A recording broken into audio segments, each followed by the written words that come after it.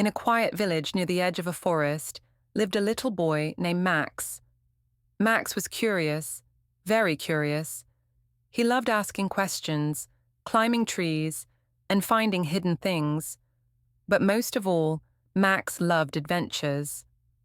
One day, while exploring the woods behind his house, Max found something strange under a pile of old leaves. It was a small, rusty bell, with stars carved around it. He picked it up. It felt cold, even though the sun was warm. Max shook it. Ding. The bell let out the tiniest sound, just a soft chime. Maybe it's broken, he muttered.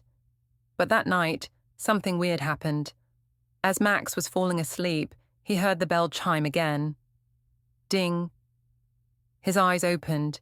The bell was glowing, gently, like a firefly in the dark. Max tiptoed to his window and looked outside. In the moonlight stood a tall, shadowy figure. It had glowing eyes and pointed ears. Max's heart raced, but the figure didn't move.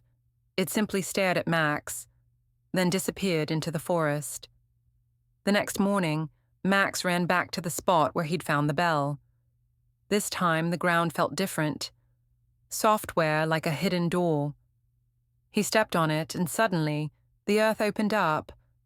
Max fell into a tunnel, sliding down, down, down, until he landed in a strange underground world. Glowing mushrooms, talking birds, floating lanterns. A squirrel with glasses shouted, "He has the bell, the one from the prophecy." Max was stunned. What prophecy? The animals gathered around him. A wise old owl spoke. That bell belonged to the forest guardian. Long ago he vanished, but the bell chooses the next protector. You, Max, have been chosen. Max was nervous. Me? I'm just a kid. The owl nodded. But brave hearts come in small sizes. Suddenly, the ground shook. Boom! A loud roar echoed through the tunnels. Someone is waking the shadow beast, the owl warned. It wants the bell. If it gets it, everything will turn to darkness. Max gulped. His hands trembled, but he took a deep breath. I'll stop it, he said. With the bell in his pocket, Max climbed through the secret tunnels until he reached a giant cavern.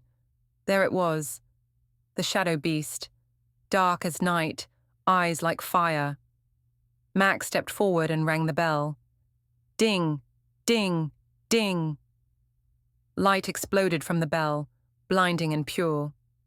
The shadow beast roared, then faded into smoke. The forest was safe again. Max climbed back up and returned home. He kept the bell safely in a box by his bed. And sometimes, late at night, he'd hear a soft chime, as if the forest was whispering, "Thank you." Moral: true courage doesn't mean being fearless. It means doing the right thing, even when you are afraid.